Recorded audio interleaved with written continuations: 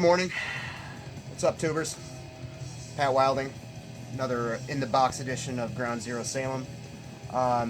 Collection updates are coming. I've already started receiving quite a few things in the mail, but I don't really want to talk about them too much until I've sort of absorbed some of them. I got a massive amount of stuff in from Binderoon. I got some 7 inches I'm going to talk about. I figure that's appropriate for going through my 7-inch boxes. I did listen to this, which I'm sure I'm very late to the game on last night. This is amazing, progressive, I guess, black metal. Lots of acoustic flourishes and just amazing instrumentation.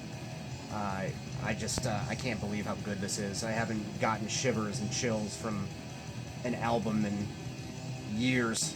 So, this Nikahwen, if that's the correct pronunciation. If it's not, I'm sorry. Heart of Akamon. Yeah, great stuff from West Virginia, I believe. I'm sure a lot of you black metal guys probably are well versed in it. Speaking of well familiar, this happened by my doorstep recently. I figured it was time to pony up and stop listening to this on Spotify. You know it, you love it. Mayhem's De Mysterious Dom Satanas. I'm sure some of you, like myself, saw the tour where they played the album in its entirety. I was very impressed. If you weren't, or if you were, let me know your thoughts. Throw it in the comments. As far as these new 7 inches I picked up, managed to find a little time while doing laundry to throw these on.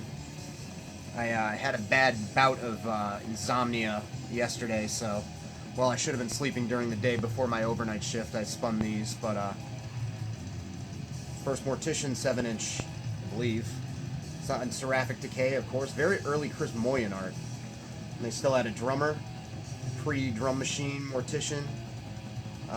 Not quite as detuned sounding to my ears. Fucking amazing record. This might be my favorite Mortician now. Nice purple vinyl. Yeah, just high energy, awesome early death metal there from Will Romer and the boys. And I got this Vomitory. This is let's see. Not sure if this is, looks like I believe they're Swedish. It was recorded in, oh yeah, it says right here, Sweden. Duh. Judging by all the tremolo picking all over this, they're definitely Swedish. Never really, I mean, I've heard of these guys, but I never really gave them a listen. This is awesome. I mean, it's very typical of the Swedish sound, but the songwriting's impeccable. You know, very, very great heavy stuff. On Witch Hunt Records out of Switzerland. This is a keeper. She's a keeper. Got the Crucimentium Vasileth split right here. This arrived a few days ago. Beautiful gatefold packaging, as you've come to expect from Hell's Headbangers, HHB. Crucimentium has one of my favorite modern death metal records of recent time, Carnal Passages, which is awesome. Vasileth is a little bit more together, I feel, on this song on here than their LP that I talked about a couple of updates back.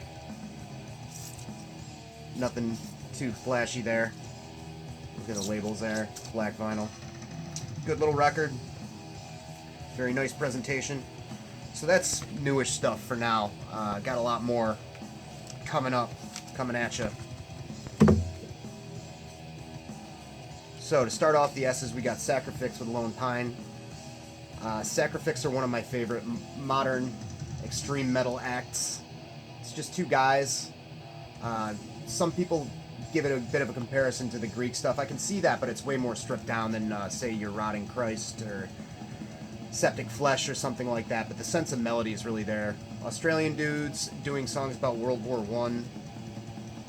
Incredibly infectious music.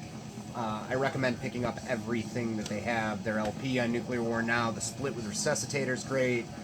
The split 7-inch with Stargazer's awesome.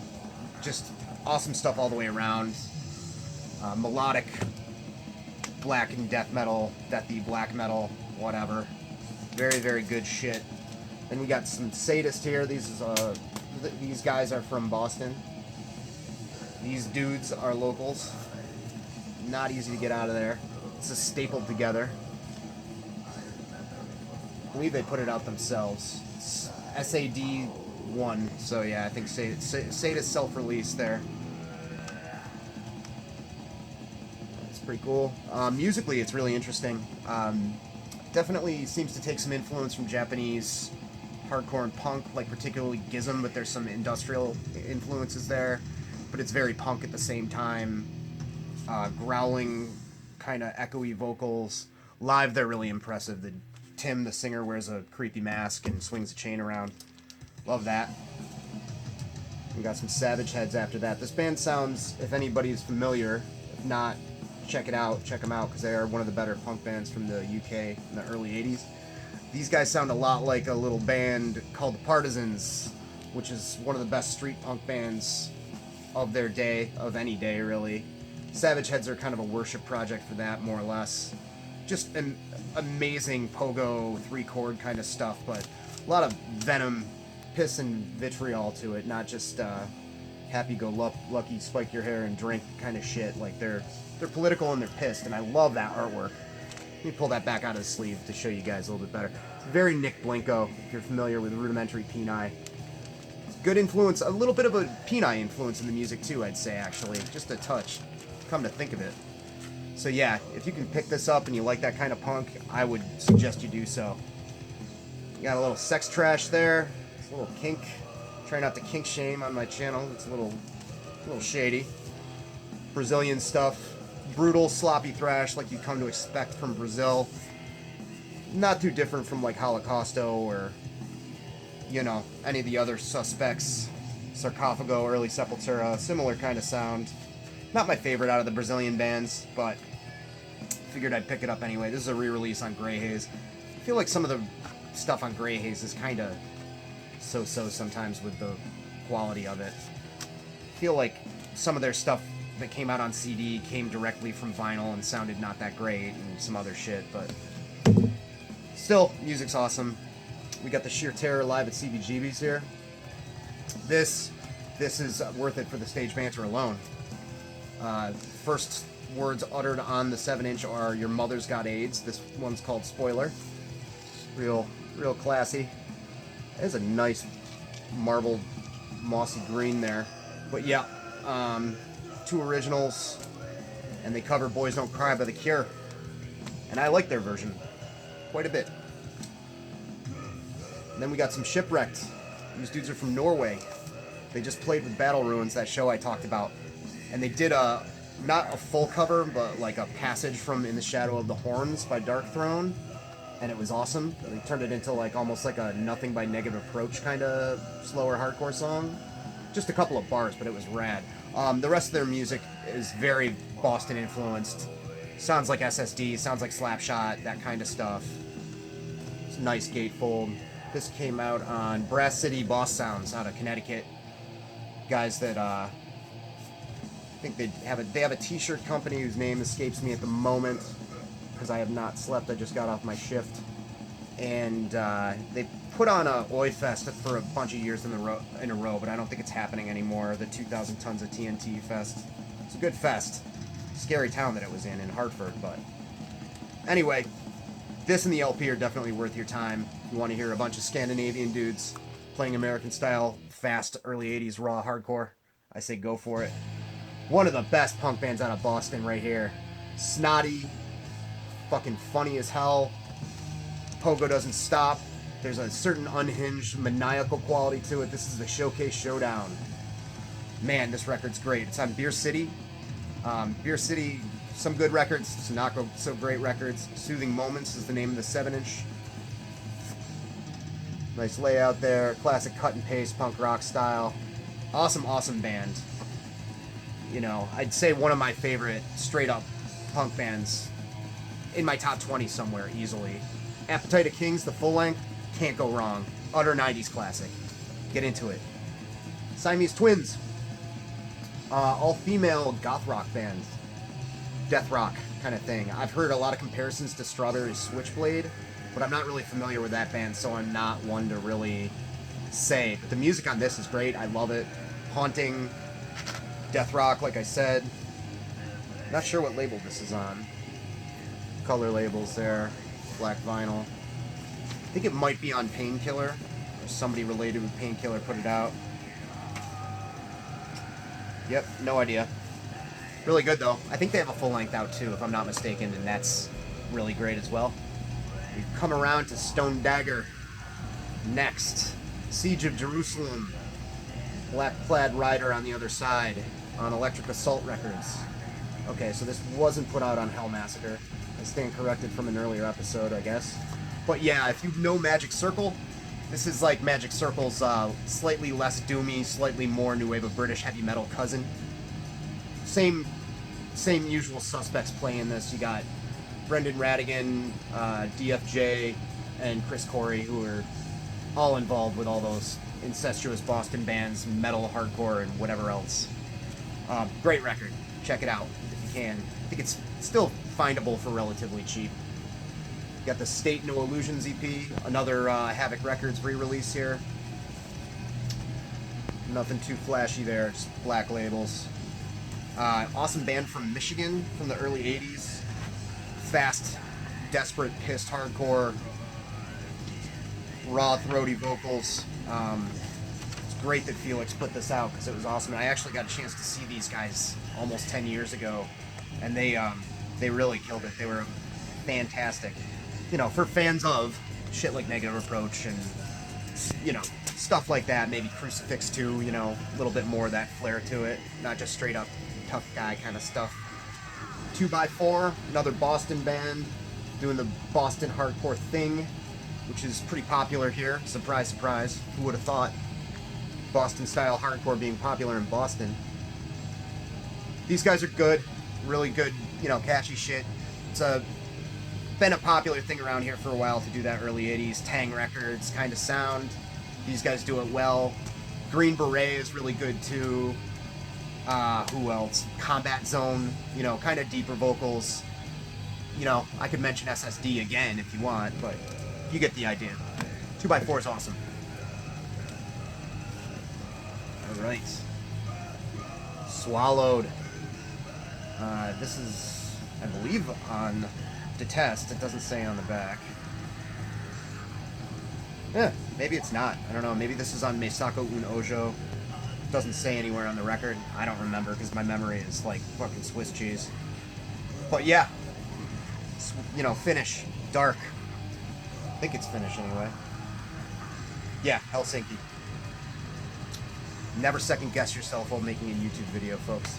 But this is really nice. You want to take a look there, that nice silver ink. Nice young men on the back in the snow looking cold, internally and externally. Expansive, doomy, crawly finish, sounding death metal.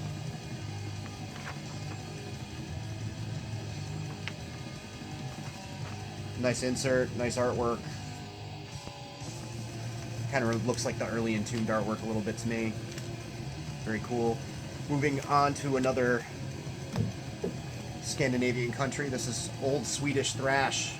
Suffer on Sour Ground. I love this record. If I remember right, I believe these guys were a thrash band, but one of the few thrash bands that could hang with all the death metal bands that were blowing up in Sweden. There was a bit of a divide, but the Suffer guys were cool. But yeah, slightly kind of technical, kind of raspy vocals from what I remember. Been a while since I spun this one. Cool record. And from what I remember, their full length was pretty good too. They might have done more than one. The one that I heard I liked quite a bit. There's your insert for you there. Just black vinyl. Anything cool on the label? Suspense is killing me. Nah, just the logo. There you go. That looks like a little kid drew it.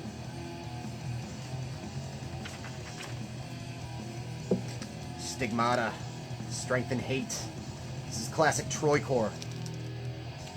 Troy is a town next to Albany. It was home to a lot of metallic hardcore bands. It was one of the few places where I feel like death metal and hardcore really melded and created something sort of new in the early 90s. I did like one of their records for a while. I'm not sure if it would hold up to me now, but I loved it back in the day. That band Skinless was part of that scene. Burning Human, Dying Breed, Wartime Manor. It's like a combination of like brutal metal and kind of tough guyish hardcore stuff. Stigmata kind of were ahead of the curve with all that stuff. This is very much New York hardcore, but it also has sort of the kind of cleaner thrash of that day kind of vibe to it as well. I'm thinking like Forced Entry, early Prong, you know, stuff like that. Very heavy, great riffing. You know, very mean, scary vocals, courtesy of Bob Riley. Bob's an awesome guy. I'll put some links in the description. There's a 3-parter put out by the New York Hardcore Chronicle guys about his collection in his attic, called Riley's Attic, I believe. And the amount of stuff this guy has is amazing. All you collector scum out there, even if you're not into hardcore, I mean, most of his shit's hardcore, but he has a lot of toys too. His collection of just stuff is awesome. I know he's a fucking really nice dude as well. Met him a couple of times while I was hanging out in Albany. Stigmata went on to have a lot of changes in sound. The album after this, Calling of the Just, is similar kind of thrash metal meets NYHC kind of style. Then they got a little kind of heavier and groove oriented for a while, more chuggy, and then I think like more in the direction of, you know, maybe more blood for blood, like metallic hardcore and touches, but meaner hardcore based stuff. They kind of hop around, but I like most of what they've done. Not for everybody, you know, probably pure metalheads wouldn't dig it so much, but they might like that early stuff that I just mentioned. Sunshine Ward is the demo on 7-inch. I still need to get the full length, which is on Feral Ward. This is great. Dark, straightforward, desperate sounding hardcore from Boston. Unlike a lot of those other bands, they're not trying to do a Boston hardcore thing. Almost reminds me of like sort of stuff like Christ on Parade a little bit, just off the top of my head. Really good band. I know that full length rips, so if you want to check out some good hardcore. And speaking of dark hardcore, even though this is their happiest sounding record, Tragedy, in the early 2000s, a lot of people were all about this band. I still think they're great. I mostly just reached to the first full length now. But this is like their dark Amoebics meets Motorhead kind of D-beat sort of thing with a little bit more of a melodic, almost California punk twist to it. A little bit of Oi or Blitz influence there too. This record is great. You will have these songs stuck in your head for days if you want to check this out. Fucking awesome shit. The Trouble. Nothing left to say. This is a posthumous release. Came out after that. I think they played their first string of reunion shows. This is great Boston hardcore punk from the late 90s, early 2000s. Vocals were kind of similar to Slapshot, that kind of melodic roaring, gruff melodic roaring. A little bit more, I don't know, tuneful punkness to the music though, not straight hardcore. Really great band. I'm trying to think, the members Gibby went on to be in Panic. I'm not sure what the other guys did. But, yeah, they're full length and all their other stuff. I think they had another 7-inch, if I remember correctly. All their stuff is excellent. This was put out on Painkiller. Local label, puts out a lot of good stuff. It's on Clear Red. So, that's The Trouble. And we're almost done with these goddamn 7-inches. So that's something I'm very happy about. I got a grip of some new Bonzers coming I'm really excited about. That is it for now. I am recording this. It is about 20 after 8 in the morning on Tuesday. I don't know when I'll get around to actually uploading this. I need to try to make myself go to sleep so I'm not sleep deprived at noon like I was yesterday. I hate when that happens. I don't know. This might go up right now. It might not go up for another couple days. Not that you care or it fucking matters. But, you know, keep me posted. Let me know what you think, guys. You know, I hope everybody's week is going well. You know, it's good shit there. I suck at closing these things out. I'm just going to say goodbye and have a good one. Bye.